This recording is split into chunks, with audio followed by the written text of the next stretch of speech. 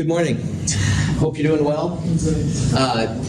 We just went through lab on Monday, so I need to talk a little bit about next week, Monday. Next Monday, you'll turn in the linear regression crystallography lab that we started. Problem set 5 will be up. We'll talk about that. Quiz 5 next week is a take-home quiz. No. You're awesome. Yeah, quiz 5 is the take-home quiz. It will be next Monday. It'll be due the following Monday. All right, so kind of check that out. And next week's lab, the freezing point lab, definitely a lab. You're going to need some goggles. We're going to deal with some pretty nasty kind of stuff. Questions on that? Why is the quiz take-home quiz? I don't know. I was just wondering. You'll see. Oh, okay. That scares me. We're talking about the intermolecular forces, the forces that allow gases to condense to liquids and liquids to turn into solids. And if you go solids to liquids, liquids to gases, you break the intermolecular forces. And some of those IM forces are pretty strong. So we're going to see a series of slides here that are basically highlighting the power of the OH bond. Now, OH as well as NH and FH are hydrogen bonds, and they make pretty strong kind of things. And viscosity is how quick or slow a liquid will pour.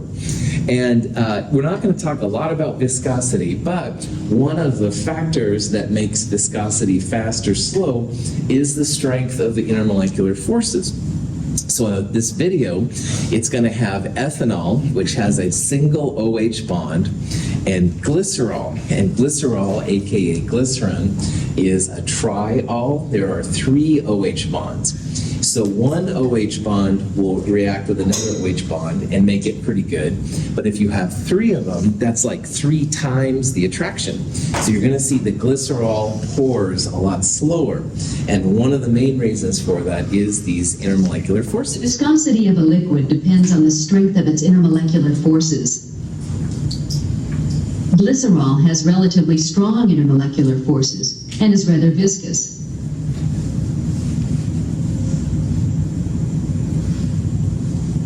Its resistance to flow is high.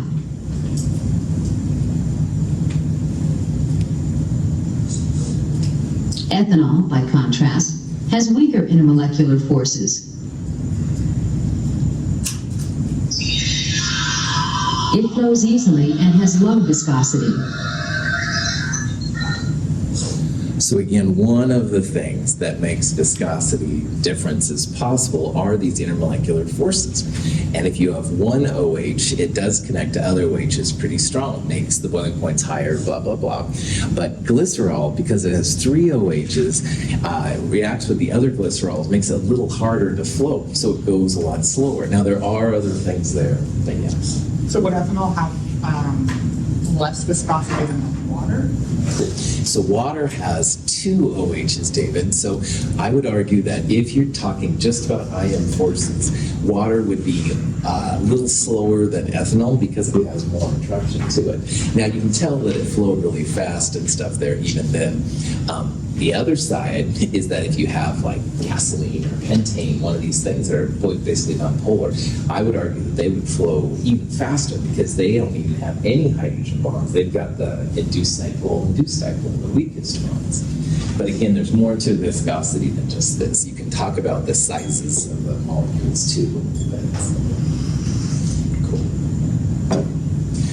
Now, at the edge of the liquid, all right, there's a little bit different types of forces than if you're in the interior of a liquid. The outside molecules, for example, in this picture, water, they are attracted to the other waters, but the other waters are like left, right, and down. So it kind of pulls it more down a little bit. It's a different kind of force. This molecule down here would have forces 360, XYZ axes, all of them. And when you have this kind of thing, it leads to what's called surface tension. And surface tension is actually something that's really important for lots of different things. It's good for insects, as we'll see. But it also is kind of bad when there's an oil spill. So down in Trinidad and Tobago, they just had this huge oil spill, apparently, which is really sad. Oil on top of water creates a whole different kind of thing. A paperclip is placed carefully in water, or rather on it. The metal clip floats because it isn't heavy enough to break the water's surface tension.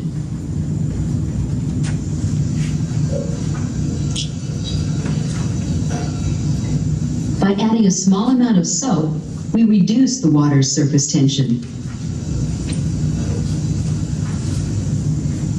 The paper clip sinks.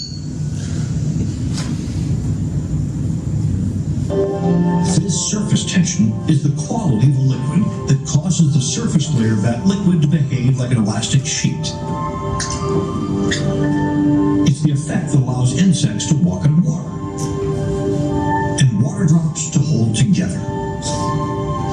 Wow, that's crazy. That's awesome.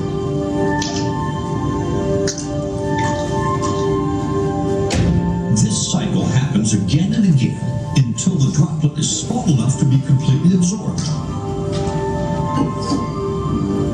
So again, you're seeing a lot of the things that are only possible through these pretty strong intermolecular forces. Now, insects, which play a vital part in the whole web of life thing, go around on the water and they kind of skid around. So birds and fish and stuff will attack.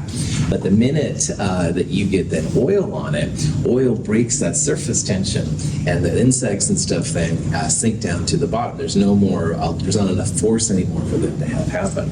So when you have these oil spills, then it totally disrupts the ecosystem, as well as being just nasty to swim in and stuff like that.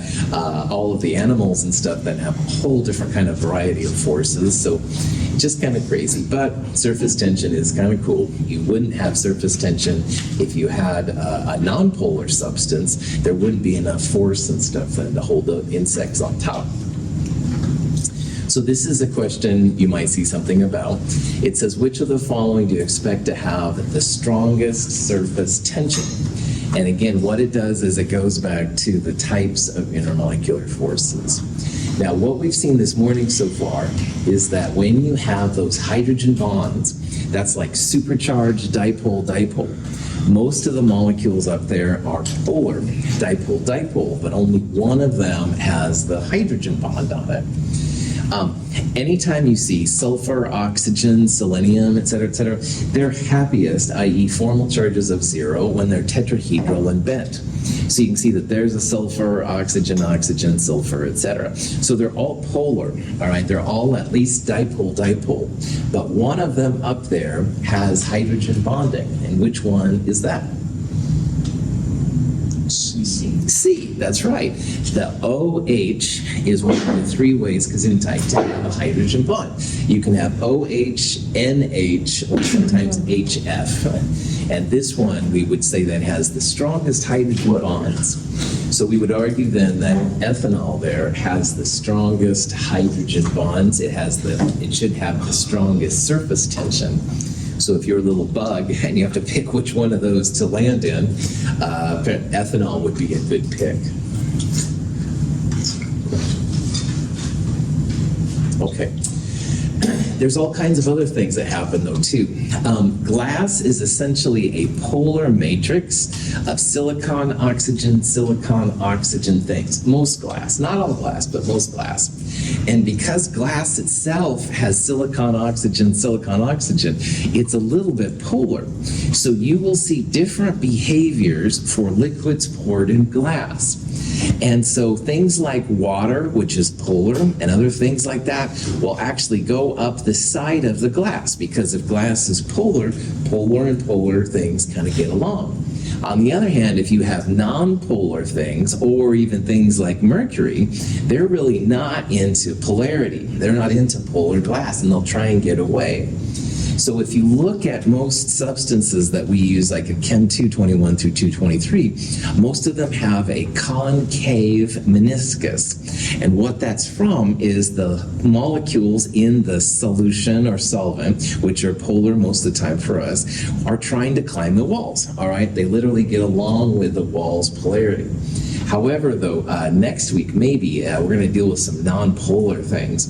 And if you look, they'll try and get away from the glass. They will be convex. So you can actually predict what the meniscus, what the top of the liquid's going to be.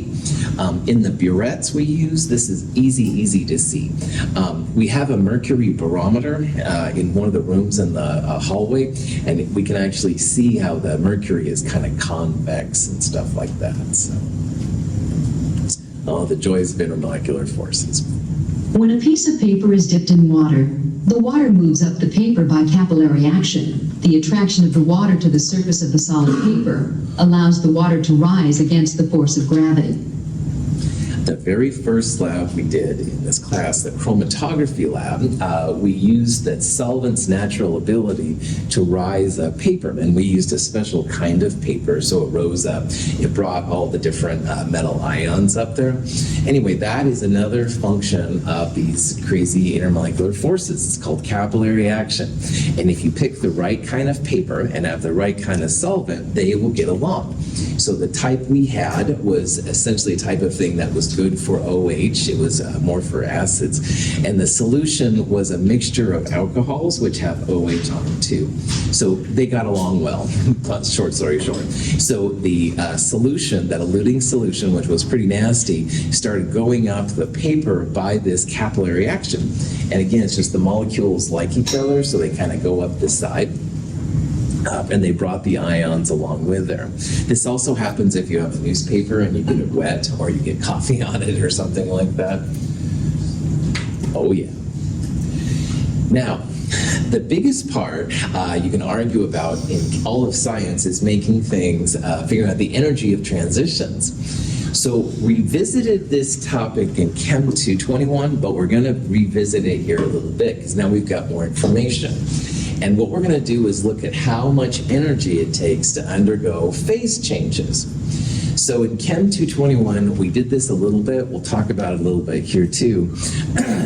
In this chapter, all right, we've talked about how to go from a gas to a liquid, the intermolecular forces start forming again, and liquid to solid, you have even stronger intermolecular forces.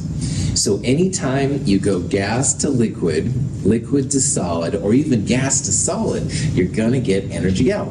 Those ion forces start kicking in, and the molecules then release their internal energy a little bit, always exothermic. On the other hand, if you wish to take your solid to liquid, turn a liquid into a gas, or as we'll see, turn a solid into a gas, always going to take energy, because now you have to break those intermolecular forces, which are pretty strong. So we can use all of this information stuff to figure out what's happening. Poor little bunny there, I know it's terrible, but anyway, we're going to talk about the energies of going solid to liquid, liquid to gas. In Chem 221, we call that a mass of something times a heat of something. And when you have just a phase transition, when you have just a liquid heating up, that's when you use the MC delta T equation. So let's look at all this stuff just a little bit more so that you could calculate the energies of these transitions if you wanted to. When you have a solid turning into a liquid, gas going to a liquid or something like that, you have the heat of something going on, all right? And heat of vaporization is the most common one. That's when you take a liquid and you turn it into a gas or a vapor, all right? And these are just some representative values of these heats of vaporization. But check these out. The numbers themselves are actually dependent on intermolecular forces once again. Oh, aren't intermolecular forces cool? Don't throw tomatoes, please. But anyway, water has one of the highest heats of vaporization because guess what? Strong intermolecular forces make them collect pretty good. It's harder to turn the liquids into a gas. Sulfur dioxide is polar. It has a trigonal planar / bent geometry system. So that means it has a dipole-dipole force. It's high, but not as big of a magnitude as water. And then xenon, which is essentially completely nonpolar and has induced dipole forces, would have the smallest value of all. Now these are just for heat of vaporization. You have to assume the pressure is constant, stuff like that. However, once again, intermolecular forces play a factor. So the stronger the intermolecular force, the higher the heat of vaporization will be. Now, heat of fusion is the next most common one. That's when you take a solid and you turn it into a liquid. And again, that is also affected by intermolecular forces. So if we had these values down here for heat of fusion, it would be the same thing. So fusion, solid to liquid, vaporization, liquid to gas. Questions? In Chem 221, we talked about how when you have one of these transitions, it's assumed that the temperature is constant. So you have to heat the water, say, to 100 degrees Celsius to use the vaporization. So water at 100 degrees Celsius is turning into steam at 100 degrees Celsius. But there's no change of temperature at that time. I was going to say something else. And all of these transitions here are endothermic. They're all going to be positive numbers. However, David wants to know how much it takes to turn a gas water into liquid water. He could use the opposite. So minus 40.7 would allow you to go from a vapor, water vapor, to a water that's a liquid. Now, I know someone in here is just dying to know, how do you calculate heat of vaporizations? The internet's great, but how do they get those values? And so what I'm going to do here is just introduce the equation that's used. It's called the Clausius-Clapeyron equation. And you won't see this on quizzes or exams. However, if you ever have to calculate a heat of vaporization or that heat of fusion, this is kind of what they do. Clausius and Clapeyron worked with some stuff. They figured out that if you take the natural log of the vapor pressure and plot it as 1 over the Kelvin temperature, you get a straight line. And the straight line is related to the heat of vaporization in this case. Anytime you have a straight line, linear regression, which is what we talked about on Monday, linear regression can be used. And you can get the best fit slope, all right? And the slope is absolutely related to this heat of vaporization. So I'm not trying to put this up here to like, oh my gosh, how does this work kind of thing, but I want you to see a use for heat of these crazy linear regressions, all right? All of the heats of vaporization, the heats of everything, basically, were calculated using a process, all right? And linear regression helped people to get the best answers.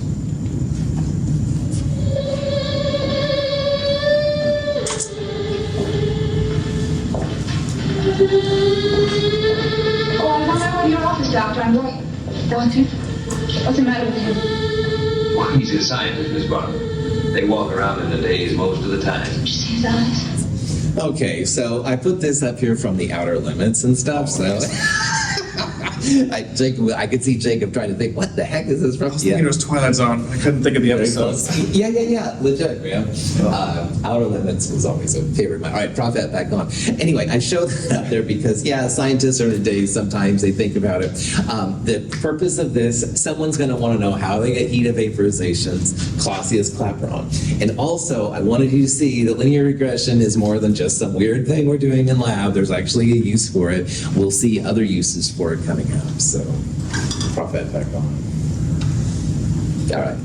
Now, this is something we talked about in Chem 221, but we'll talk about it here again. Some of the problems that can pop up for this is how much energy does it take to convert ice at minus 50 to steam at 100 degrees? And what we did in Chem 221 is you calculate the individual parts of it, and then you add them together to give the overall energy. So every time you have a single phase, this is for water, water freezes at 0 and boils at 100. So anytime you're just heating that substance, that's when you use MC delta T. And MC delta T, the C was the heat capacity, delta T was the final minus initial temperature. But also I wanted to point out, like this is the heat of vaporization right here. And notice how it's totally flat, all right? That means there's no change in temperature when you're just turning liquid water into a gas. Now after it turns to a gas, then it can start doing it. But what you want to do on these is you add up the individual pieces and then find the overall energy change from it. So this would be like where ice is melting. All right, you're turning this solid water into liquid water. And again, the T is totally constant right there. When you heat the water, that's this slanted part. This is where you'd use MC delta T from Chem 221. By the way, what's the value of the heat capacity of liquid water? It's 4.184. Well done. 4.18 or something. Yeah, something. 4.1. Yeah, 4.184. Nice That's job. only for Cool. Yeah, this might be something you'll see in the future. So 4.184 would be a good thing to know. Anyway, then you heat the water enough so that it gets to the boiling point. So you turn the liquid into a gas. Again, this is where it's constant. So when you turn liquid to gas or solid to liquid, or as we'll see sometimes solid to gas, all of those have a constant temperature, all right? You only have temperature changes when you're heating that phase, like MC delta T. So we did this problem at Chem 221, but I just want to show it up once again. This is the kind of question that scientists sometimes like. It says, all right, we've got 500 grams of ice at 0 degrees. How much energy does it take to turn it to steam at 100 degrees? So when you're starting with ice right at 0 and turning it to steam at 100, it's a 3-part problem, all right? The first thing you've got to do is use the heat of fusion of ice. You've got to use this number to turn the ice solid water into liquid water. And that'll be a mass of something times this heat of fusion number. The second part is when you heat the water, which is now at 0 degrees, up to 100 degrees. You're not evaporating it, you're just heating the water. And that's an MC delta T, and here's that 4.184 number we talked about. And then finally, the liquid water at 100, you want to turn into steam. That's another mass times the heat of something. That's when we'll use this part right here. There's no temperature change. So graphically, you can look at it something like that. You've got a solid ice you start with. You're breaking those really strong solid bonds using this number to turn it into liquid water. Then the second part, you're heating the liquid water from 0 to 100. This is where we'll have a temperature change. And once the water's at 100 degrees, we'll use that heat of vaporization to see how much energy it takes to turn the liquid into a gas. Now, anytime you go solid to liquid, liquid to gas, always endothermic, what will be the sign of all our calculations here? Positive, that's right. Keep that in the back of your mind, all right? If you went gas to liquid, liquid to solid, those would all be negative numbers. So to melt the ice, you start with the mass, which is 500, and the mass does not change in here. You multiply it by that heat of fusion number, you get a very large 1.67 times 10 to the 5th joules. At this point, you've turned all of the solid water into liquid water, but it's liquid water at 0 degrees Celsius. So the second part here, we've got to raise that liquid water from 0 to 100 degrees. That's the MC delta T thing. M is the mass, C is that heat capacity number. I'll give you all the heat capacities but liquid water. Delta T, final minus initial. Now remember, a delta T in Celsius is the same as a delta T in Kelvin. So you don't have to turn it into Kelvin. You can, but you're going to get the same number. 2.09 times 10 to the 5th joules are required to heat it to 100. And then finally, we want to turn the liquid water at 100 to gas at 100 degrees. We'll use that heat of vaporization number, 2260 now. Multiply that by the same mass number, 1.13 times 10 to the 6th. So if you add up this number, and this number, you end up with this number right here. The total energy required to turn your ice into steam from 0 Celsius to 100 degrees Celsius. If you divide it by 1,000, you end up with kilojoules, 1510 kilojoules of energy. Any questions? This is kind of a cool modeling thing I saw where it shows the solid being turned into a liquid. And they tried to account for the time and stuff involved. And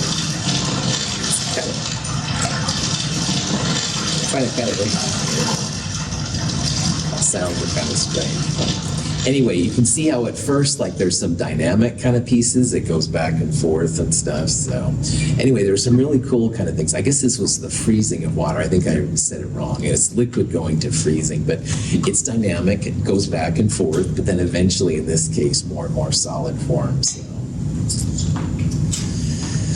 All right. So if you have the heat of vaporization, the heat of fusion, stuff like that, you can create what's called a phase diagram. And phase diagrams can be super useful, not just to chemists, but also to engineers, people making anything and stuff, and they're pretty cool. A phase diagram almost always has pressure on the y-axis and temperature on the x-axis. And most of these phase diagrams have a kind of a Y. So if you look at this carefully, the blue line is part of the Y, and this kind of red, purple, brown line is part of the Y. And we'll talk about what the Y means. But if you see this Y behavior, the solid is everything to the left of the Y. The liquid phase is everything between the Y. And gas or vapor is everything to the right of the Y. So if you have a phase diagram and you know how to interpret, there's a lot of really cool things you can pull from it. So we'll investigate here what's all happening in these phase diagrams. There's different kinds of phase diagrams. This is the phase diagram for water. And I'll tell you how I know that here in a little bit. But what's really neat is that if you have all these different pieces, it shows the conditions of pressure and temperature where you get to the equilibrium between two phases. If you've ever seen an ice cube start to melt, like it doesn't like start as a solid and all of a sudden, bam, it's all liquid. It's a slow process, all right? Like it begins to kind of dwarf out, you get a little pool of water, and then after a while your ice cube's totally gone. So freezing and boiling is the same kind of thing. It's not like it's instantly all solid if you're freezing it or instantly all gas if you're heating it. It's a slow process. And so these lines would tell you when those processes like start. And that's kind of a cool thing. We can talk about solids turning into gases if you go left to right. You can talk about gases turning into solids if you go right to left. But there's a lot of other things you can do about it, and we'll see here in a little bit what that all means. Now, the solid phase is everything to the left of this Y right here. And in the solid phase, you have really strong intermolecular forces. So in this little picture right here, animation, you can see that there is movement. You're not at 0 Kelvin. 0 Kelvin would be where even that movement stops, but it's definitely restricted. Right? You got really strong intermolecular forces holding all those solids together. Then, if you go up a little bit in temperature, you get to the place where the solid and the liquid phases are in equilibrium. So for water, that would be 0 Celsius. All right, at 0 Celsius, the ice begins to melt. But like I said, it doesn't just happen like all of a sudden. It's kind of a slow process. So here's trying to show the equilibrium. The purplish ones on the right, those would be the gas. Thanks for playing. Those liquids. And then the bluer ones here on the left would be the solids. Now, there's something about the solid-liquid line, though, which is really important. In the previous picture with water, pressure, temperature, the Y looked something like this. And the Y had a solid, a liquid, and a gas phase. The gas is probably more curved than mine was. Sorry about that. The reason I bring this up, this is an example of a phase diagram for oxygen. And oxygen also has a kind of a Y. There's a solid, a liquid, and a gas or vapor phase. But check out the solid-liquid line here versus what the solid-liquid line works like right there. Solid-liquid lines for most phase diagrams tend to be positive slopes. talking about graphs, that you can see why we're talking about graphs, linear regression, blah, blah, blah. But anyway, a positive slope increases up and to the right. And most compounds are like oxygen. They have a positive slope. But a few of the compounds, water and I think germanium or something, there's a couple of them, they have a negative slope, like they increase up and to the left. And this is really important because you can tell which phase has the highest density. Now, when you take an ice cube and you put it in liquid water, does it float or does it sink? It floats, all right? Yeah, and it's like duh, right? Okay, but it's not so duh because most compounds, you put the solid in the liquid, it goes to the bottom. The only reason why it happens with water is that the liquid phase is more dense than the solid phase. So notice this negative slope right here. That's one way to tell if your ice cubes are going to float or sink in a substance. So for water, liquid is more dense than solid. It kind of pushes on the solid. So that shows the scientists that the liquid phase is more dense than the solid phase. But most compounds are like liquid, like oxygen right here. They have a positive slope. And in these cases, the solid is more dense than the liquid phase. If you put an oxygen ice cube in liquid oxygen, it's going to sink. It's more dense. So I bring this up because this is kind of a subtle thing. If you see phase diagrams, water is used a lot in this kind of thing when you're learning. But water is one of the few substances that has this kind of solid liquid negative slope line. Most substances will be like this. And the reason for it, most compounds, the solid is more dense than the liquid. But with water, it's the opposite. So, woohoo, water is cool, once again. Anyway. Questions on that? Now, if you keep heating the sample up, you get to the liquid phase, and then the liquid just goes crazy and stuff like that. You can see that's everything we've talked about. You keep heating the liquid up, you end up at the gas phase. I don't know of any exceptions where the gas phase is more dense than the liquid phase. That would be a really cool kind of a thing to think about, but it's not. So yeah, so the gas phase, gases are just all over the place, no intermolecular forces, and you keep heating it up, and then you have all gases. So this line right here, the dashed line, that's the standard temperature and pressure for water. So if, for example, for pressure, that's why this is the normal freezing point where water normally freezes. This is the normal boiling point where water normally boils. But what's cool about a phase diagram is you can see you can really mess with both freezing and boiling points. You can just alter the pressure. All right, so if you go down in pressure, you can see how the boiling point, the melting point gets a little bit bigger actually, while the boiling point gets smaller, etc. So they can be super helpful for chemists to predict like what's happening. Also, all substances, at least in theory, have a solid gas transition.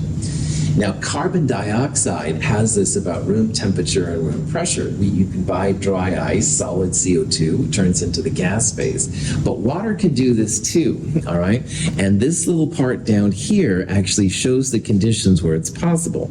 Now, if you want to see solid ice, water, turn into vapor, gaseous water, you have to have really low pressures, all right? It has to be 4 millimeters of mercury or less and about 0 Celsius. So it's not something that people usually see, but water will do this too.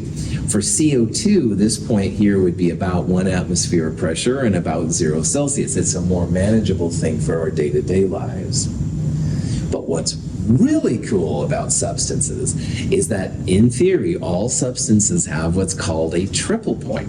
So instead of just seeing solid ice with a little puddle of liquid water, or seeing liquid water slowly turn into a gas or something, or even CO2 solid to gas, in theory, there's going to be a triple point where all 3 phases are present at the same time. Now for water, that's 0.01 Celsius and 4.58 millimeters of mercury pressure. And again, normally we're at 760 or so millimeters of mercury, so that isn't real common. But in theory, you can get any substance to do this kind of piece. I'll show you a cool video here in a little bit. Now here's this phase diagram for oxygen once again. And we have a point that's at 2 millimeters of mercury and 54.34 Kelvin. And the question is, what does that point represent? Well, it'd be fun to think of it as like a critical point or something, but that's the triple point. All right, it's where all three parts of the solid, liquid, and gas come together. It's the crux of the Y, so that would be like that part right there. And you can quickly tell what's going to happen from it.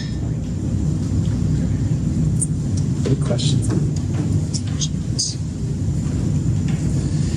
So, this is a picture I found of someone that found water, and they took a picture of it at the triple point. And you can see there's bubbles in the liquid, but there's also solid ice forming on the thing. It's just crazy. Now again, for water, the triple point, almost zero, but very low pressure, so it's not something that we're used to. Again, most of the time our pressure is about 1 atmosphere, 760. That's why we're used to 0 and 100. But I did find a cool video with cyclohexane.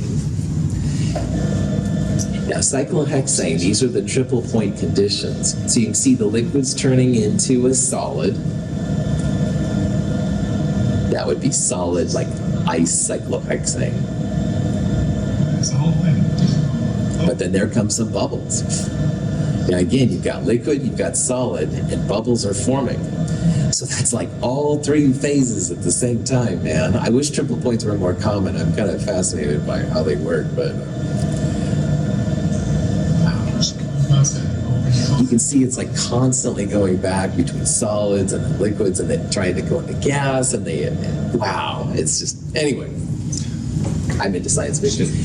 Questions on, yeah. Does it require like a lot more like energy input because it's going through all these different phases over and over again? Right on.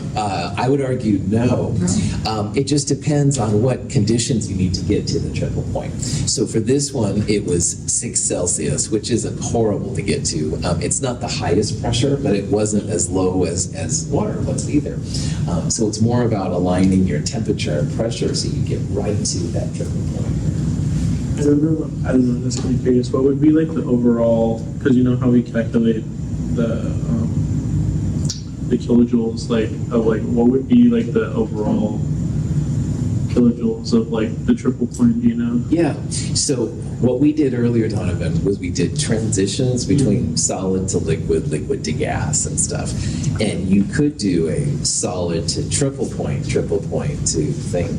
But I would argue that the heat would be 0.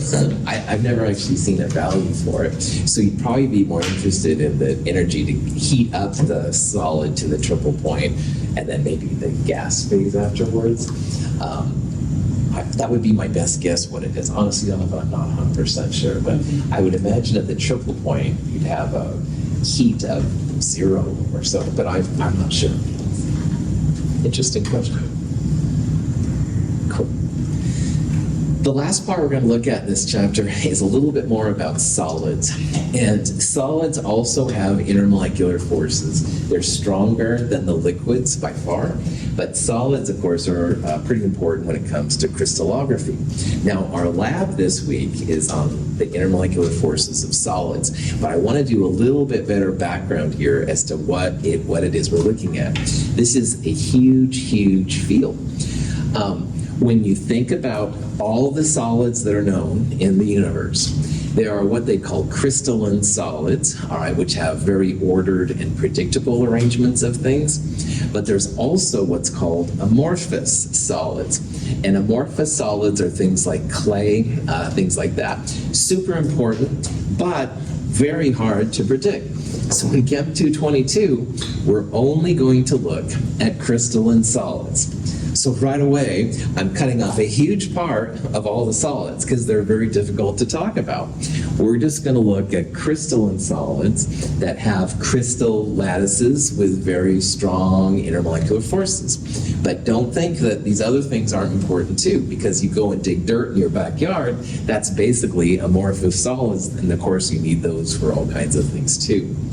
But in this class, we're just going to look at crystalline solids. Now, of all the crystalline solids known, there are several types of what they call brevis lattices, which are the ways that the atoms go together, all right? And in other classes, maybe even geology or higher level chemistry, you might talk about some of these different ones.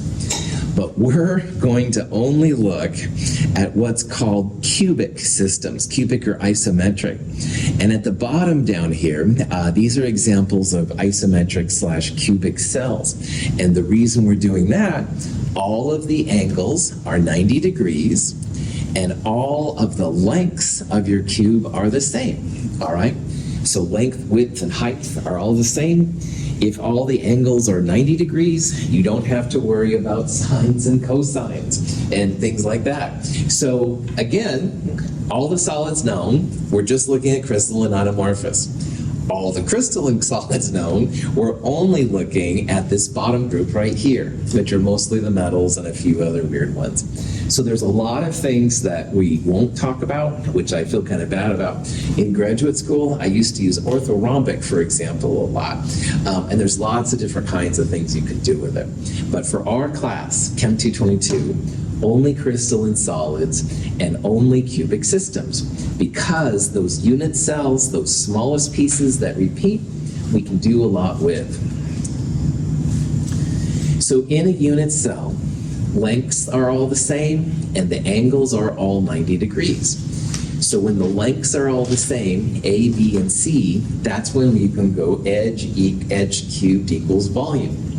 If the angles are all 90, then you don't have to worry about the different geometry things that happen. There's a lot with sines and cosines and tangents and stuff like that. And it's really cool kind of stuff. But again, in this class, we're just going to Euclid some examples. Now, once you get through the cubics, then later on, if you do come back to the other kinds, they'll hopefully make more sense, you know. There are three types of cubic unit cells, and these are the three we talked about on Monday. One of them is called the simple cubic, one of them is called the body-centered cubic, and one of them is called the face-centered cubic, SC, BCC, FCC. Simple cubic has an atom in each corner. The body-centered cubic also has the atoms in each corner, but it's kind of hard to see here. There is an atom in the middle of the cell. I'll show you a better video here in a little bit. And the face-centered cubic has all the corner ones like the simple cubic. It does not have the one in the middle of the body like body-centered, but face-centered has an atom in each face of the cell. So face-centered, atom in the face, and there's 6 faces. Body-centered has all the corners plus one in the middle, and simple cubic has just the atoms in the corner. These cubic things. A simple cubic unit cell has one atom in each corner of a cube. The cells stack together to form a solid crystal, the overall shape of which has square edges. Each ion is shared by 8 different but connected cube cells. These cells. The arrangements of body-centered cubic and face-centered cubic unit cells are similar but more complex. These cells go on and on and on in all 3 directions. So when we talk about NaCl, sodium chloride, it's not really just one NaCl unless it's gas phase or something like that. What normally happens is you'll have a chloride and the sodiums will be all around it, up, down, left, right, forward, backwards. So it makes very, very strong bonds. All right, this is much stronger than the covalent bonds and all that kind of jazz. So any corner atom, you can see, like this one right here, this corner atom is actually part of 8 different cells. And so in lab, we talked about how those corner atoms were 1/8 of an atom. That's because the one atom right there is actually part of 4 cells on the top and 4 cells on the bottom. So the corner atoms are 1/8 within one cell, and arguably then 7/8 in other cells. So this is an example of the simple cubic system. It literally just has an atom in each of the corners. And the top one shows a little bit better picture than this one is right here. The bottom one actually has kind of shaved off the sides right there. There's one atom in each of the corners. So people talk about this as being 8 times 1/8 of an atom, or 1 net atom total. And the edge, as we're going to see, is really important when we do the calculations and stuff. The atoms do actually touch. This one doesn't show them touching, but they really do touch. So 2 times the radius equals the edge, which is kind of a cool thing. Now, body-centered is the same way, but you have an atom in the middle. All right? Shoot, this animation is... Well, there we go. The body-centered has an atom actually in the middle of it. So it still has the corner atoms, like the simple cubic, that are 8 times 1/8, but it does have one net atom in the middle. So BCC has 2 atoms per cell, not just 1. Now, when people talk about the edge and radius here, you can't usually go straight across because there's usually a little bit of a gap.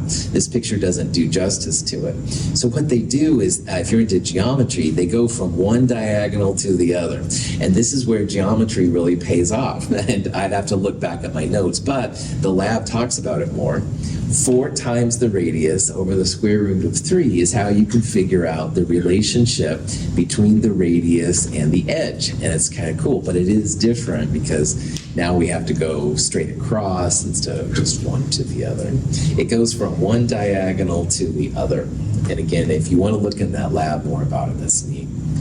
But at the end of the day, simple cubic, 1 atom, 2R equals edge. Body-centered cubic, 2 atoms, edge equals 4R over the square root of 3. Face-centered is similar. It's the funkiest one to see. There's 4 atoms. Each face of the atom has 1 atom, and that's half in the cell and half out of the cell. So in the FCC, you have the 8 times 1/8, 1 net atom. Each face has half of an atom. And because it's a cube, there's 6 faces on the cube. So 6 times 1/2 is 3 plus 1, 4 net atoms in FCC. When you do the geometry, they go along the face of the cube. It's 4R divided by square root of 2 equals edge when you do all the geometry. Face-centered cubic, which is also known as cubic close packing, is the most efficient of these types of things that you see. So there's a lot more FCC-like kind of structures out there than there are BCC or SC, which is kind of interesting. So you can actually figure out, most of the metals follow one of these unit cells, all right? The simple cubic, it's really only polonium that's apparently known.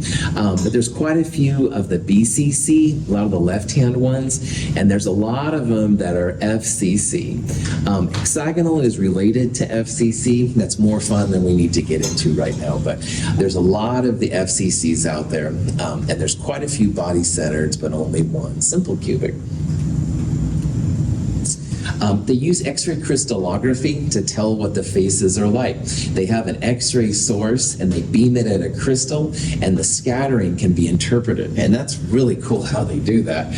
That's a class unto itself, but X-ray crystallography really helped the discovery then of solids. So in lab, we did some of this on Monday. This is just another example of a type of problem you might see. Here's an example with aluminum and a density and a radius, and it says confirm that it's FCC.